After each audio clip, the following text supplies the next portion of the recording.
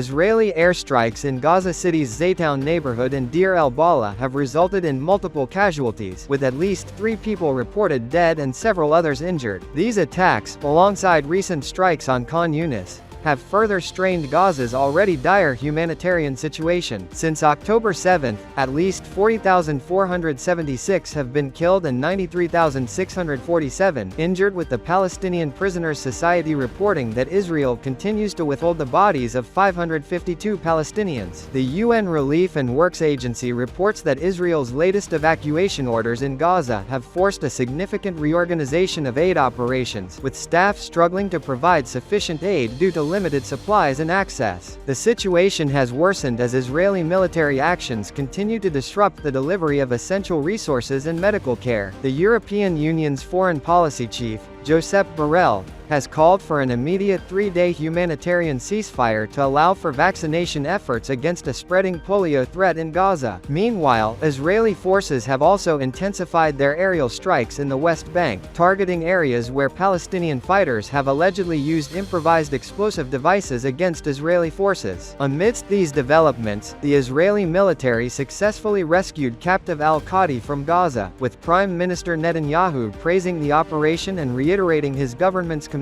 to securing the release of all remaining hostages. The Hostages and Missing Families Forum has welcomed the rescue but emphasizes that negotiations remain crucial for the return of the remaining captives.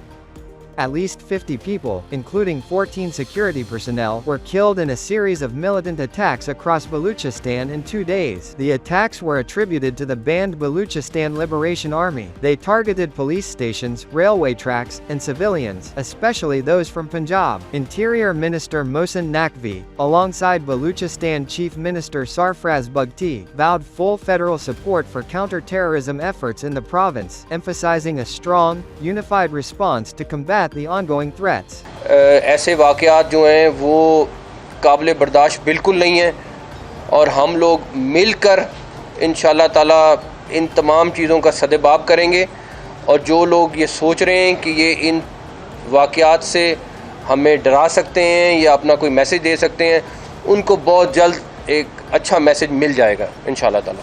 In related news, security forces neutralized 21 militants, with the provincial government launching a response mechanism to address the security challenges. Meanwhile, Prime Minister Shehbaz Sharif called for national unity and a resolute approach against terrorism during a federal cabinet meeting, stressing that there is no room for any weakness. ये बात कोई अबराज नहीं है कि ये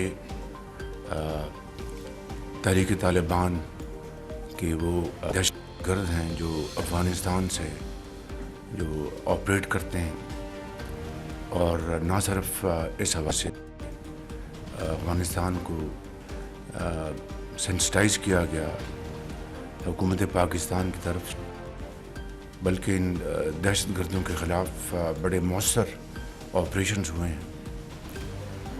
और इसी तरीके से बलूचिस्तान में जो दहशतगर्दी के कल जो ताज़ा वाक़यात हुए हैं उनकी जितनी भी मज़म्मत की जाए कम है, लेकिन ये बात जहन में रहनी चाहिए कि बेगुनाह पाकिस्तानियों को शहीद करके तो ये दहशतगर्द अपनी धाक बच हैं. मैं समझता हूँ कि इनकी बहुत बड़ी गलतफहमी है.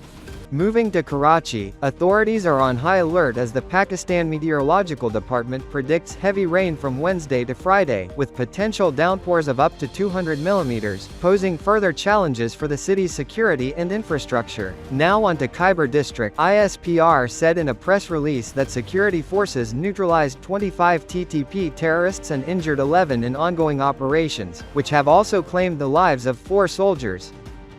In Kolkata, police used tear gas and batons to break up protests over the rape and murder of a trainee doctor. The incident occurred on August 9 at 𝐃𝐚𝐰𝐬 Medical College and Hospital. Protesters, including BJP members, are calling for the resignation of West Bengal Chief Minister Mamata Banerjee, accusing her of mishandling the case. Police had banned a BJP rally, and around 5,000 officers were deployed to manage the unrest. 4 student activists were arrested for allegedly planning violence. The BJP supports the protests, accusing Banerjee's administration of suppressing the case. The state government denies this. A police volunteer has been arrested, but the victim's family alleges gang involvement. Nationwide protests have highlighted ongoing issues with sexual violence in India.